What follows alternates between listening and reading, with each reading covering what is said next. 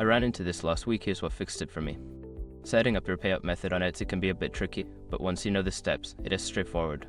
Here is how to do it. Step 1. Log into your Etsy account. Start by logging into your Etsy account.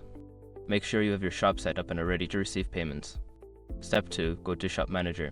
Once logged in, navigate to the Shop Manager by clicking on your profile icon in the top right corner. This is where you manage all aspects of your shop. Step 3. Access payment settings.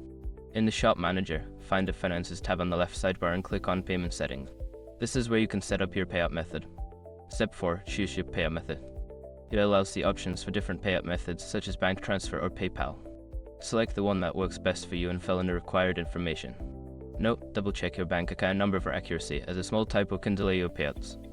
Step 5. Save your changes. After entering your payout details, make sure to save your changes. Look for the Save button at the bottom of the page to ensure everything is updated. Once you've completed these steps, you should be all set to receive your earnings from Etsy. If you run into any issues, don't hesitate to reach out to Etsy support. Happy selling!